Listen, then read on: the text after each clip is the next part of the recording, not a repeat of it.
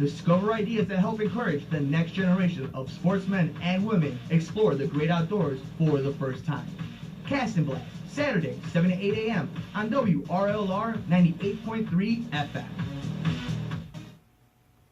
Welcome to the Dave Mierswa Show, the cutting-edge talk show about legal, political, and current issues. Practicing in both Wisconsin and Illinois, David Mierswa is the leading trial attorney, bringing nearly 2 decades of business law, family law, personal injury, and estate planning experience to you. The Dave Mierswa Show, about the people, for the people, and bringing justice to the people. The Dave Mierswa Show, its guests, agents, and WRLR are not rendering any legal advice. All listeners are encouraged to seek legal advice from properly licensed and qualified professionals.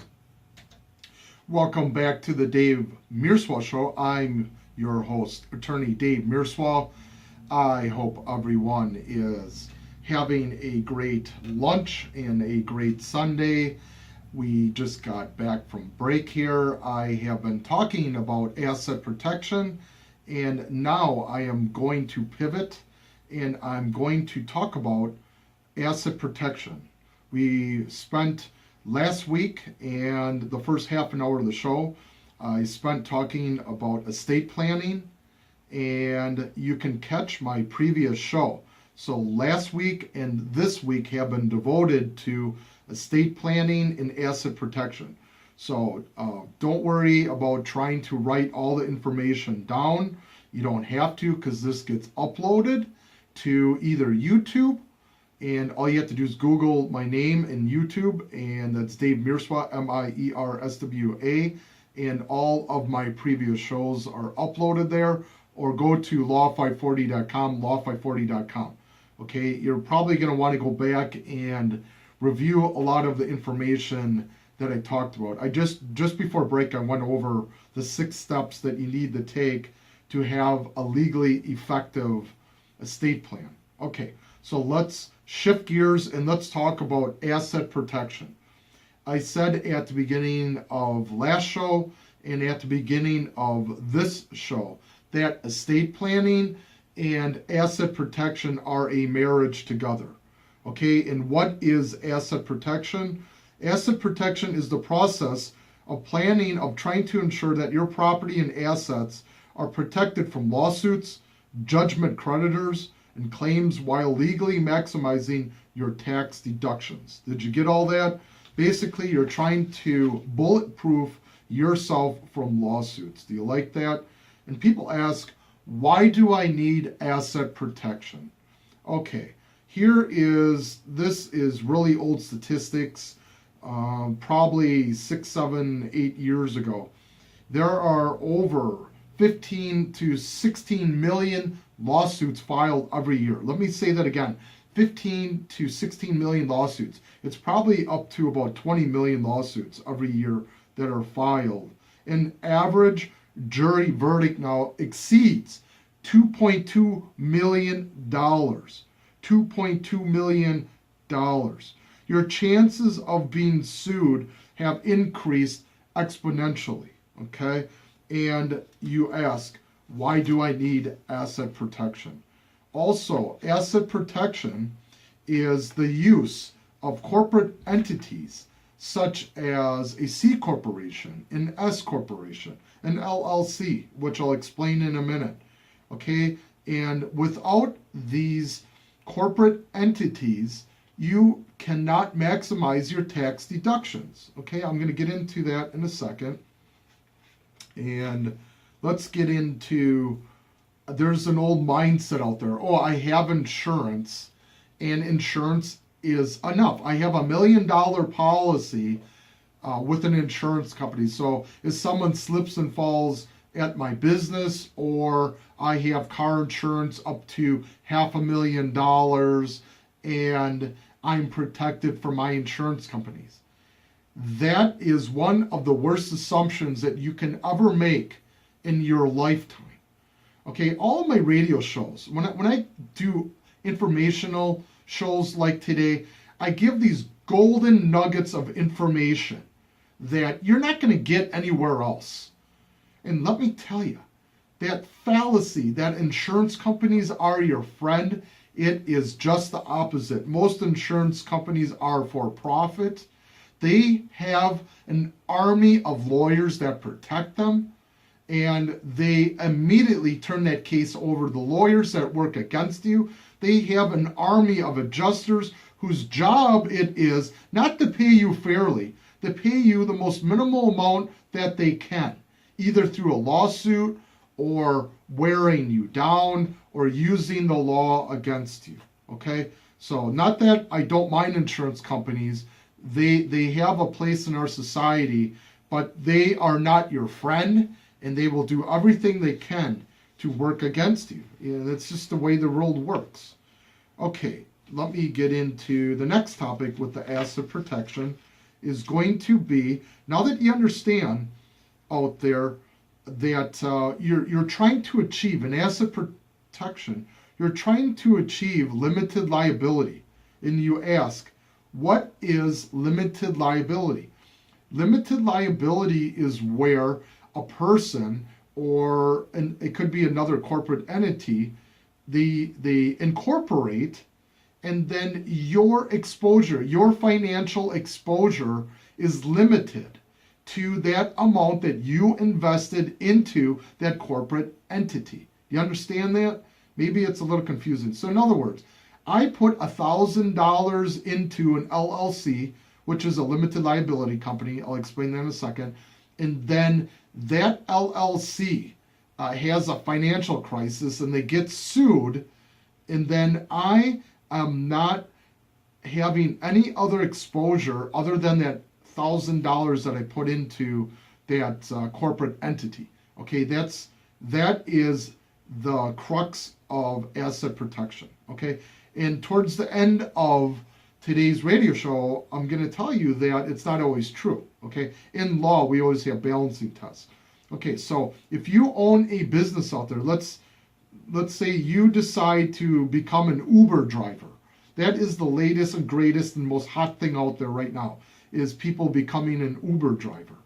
Okay, and you don't incorporate, you're what's known as a sole proprietor.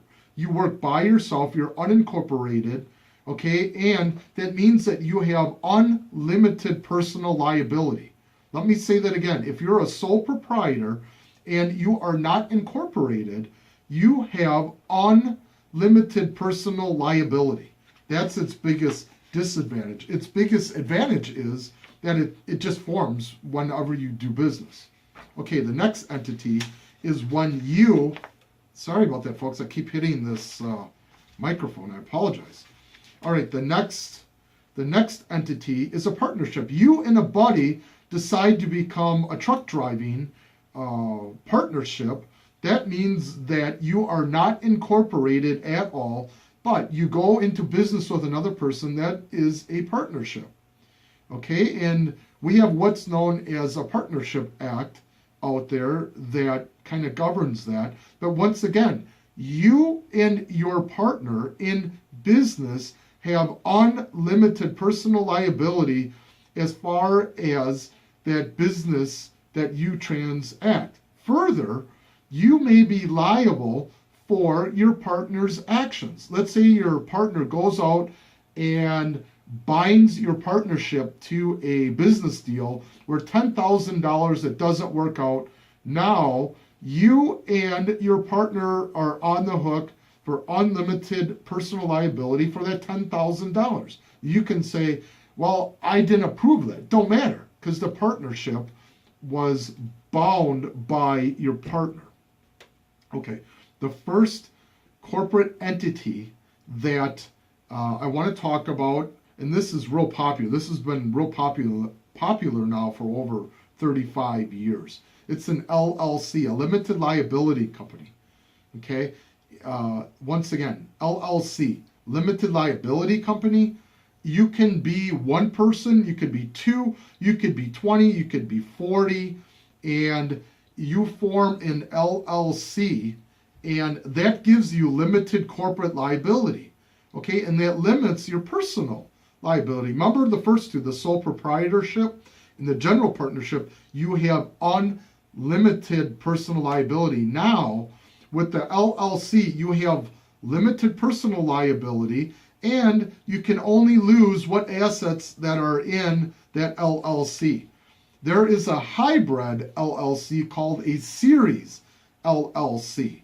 Okay, and that is where you have one corporate series LLC and you put a bunch of different assets into that, but then you have a series of them or a number within that one LLC. Okay, and they are held to be separate legal entities. Okay, you could sue each separate legal entity.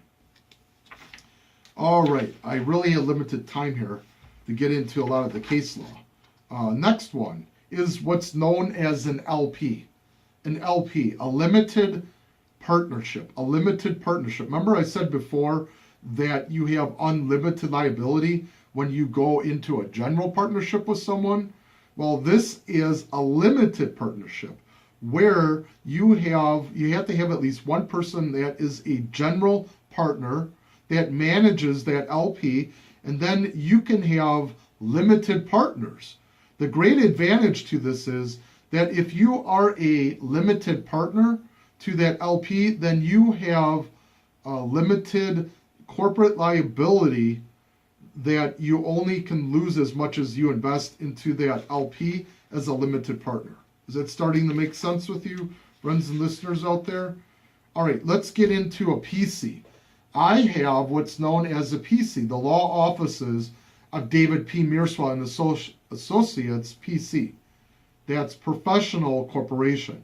A PC is restricted for people of a certain profession. That would be lawyers, doctors, accountants, okay?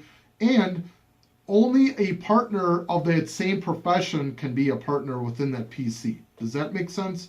So when you have a PC, such as professional corporation, as I do, I have limited liability for certain aspects, okay? And I also carry insurance and so forth. But the state of Illinois got wise many, many years ago, and they said, look, an attorney can't hide behind a PC, and an attorney has professional liability that attaches to them as a person, okay? And that's why you'll see a lot of lawyers carry a lot more insurance. All right, the next one is what's known as an S corporation. An S corporation is a corporation nonetheless and has quite a few restrictions. An S corporation is also a tax designation for the IRS. So also you can be a regular corporation, but for tax purposes, you are taxed as a S corporation as far as the IRS goes. You getting all this? So the IRS has its own code, and the IRS has its own taxing laws and authority, okay, and its own definitions. So you could be another corporate entity, such as a PC, a professional corporation, but as far as tax purposes go, you can be taxed as a S corporation, okay? There's a lot of good things, a lot of bad things, but again, in most cases, you have limited liability. Okay, the next one is a C corporation. A C corporation is where you have a separation between management and the shareholders. And an S corporation is only taxed once. A C corporation, which is a corporation like IBM. IBM is taxed at two levels. They are taxed at the corporate level, and then they are taxed at the shareholder level. Okay, a C corporation is usually used for public trading entities like IBM and so forth. Okay, so that's a C corporation. And there are a lot of other kinds of corporate entities out there, but the main thing is, I want to repeat this again, the golden nugget of information is you're looking for limited liability. You're looking for limited personal liability. Okay, let's get into, I got about 5 or 6 minutes left in the show, so I'm going to try to pack as much information as I can in here. Okay, I talked about, it was real important how you title assets. This is real important information that you need to know. How do you title assets? Okay, tenants by the entirety. When you have a husband and wife, they each own an undivided whole interest in that asset. So in other words, tenants by the entirety, if you're married, okay, and your husband passes away, the wife gets 100% of that asset. And also, tenants by entirety is restricted to married individuals or people that have a civil partnership. Okay, as long as they're married, a third-party judgment creditor cannot break that asset up until they sell it. Okay, they can still attach a judgment to it, but they can't force that person to sell it. Tenants in common, they form ownership whereby each tenant holds an undivided interest with rights of survivorship. In other words, when that person dies, the interest in the assets passes to their heirs. Okay, do you understand what rights of survivorship is? So, if you have an entity, if you have a title asset and it does not have rights of survivorship, then it goes to all of the people, all of the other co-owners of that. Okay, joint tenant. Joint tenant is where you have one or many people with interest within the joint tenancy with no rights of survivorship. That means that if a joint tenant passes away, all of the other living and remaining joint tenants take equally your shares within the joint tenancy. Okay, does that make sense? And then fee simple is the most simple ownership that you can have, usually a single person or an entity. Okay, there's another way to take title, and it's called community property. California have this. Let me give you some of the states that have this. Washington, Wisconsin, Arizona, Idaho, Louisiana, Nevada, and some states come and go.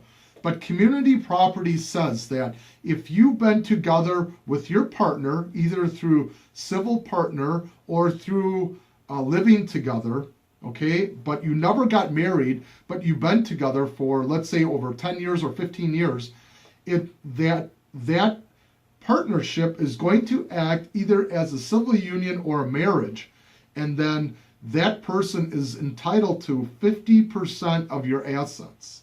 Okay, so I've caught people up in Wisconsin that were living together a long time. They decided to break up, and we followed the lawsuit based on common law marriage. So that's basically what that is. Okay, I got about 2 or 3 minutes left in my show, and I wanted to explain another concept here. It's known as piercing the corporate veil. When you own a corporate entity, there are certain things that you have to do to maintain a corporate structure and a corporate entity to have what's known as good standing. Okay, if you don't have good standing, then a lawyer like myself could come in and do what's known as piercing the corporate veil. So in other words, you have like this corporate veil out there. I come in and I can pierce it legally, then those assets attached to you personally, then I can come after those assets. Okay, so not having an annual corporate meeting, not having an annual shareholder meeting, not having and maintaining corporate records, not issuing proper stock certificates or stock ledger, not having an organizational meeting. This is huge. Not maintaining proper accounting records. Okay, I want to give you a red flag here. This is huge. And you listening to this one show, this one, if you do this one thing, that I could come after your personal assets. You don't want to do what's known as commingling, okay, where you pay for personal funds out of corporate accounts. I know we're all guilty of that, but don't do that. If you do, I can say that, look, you commingled these funds.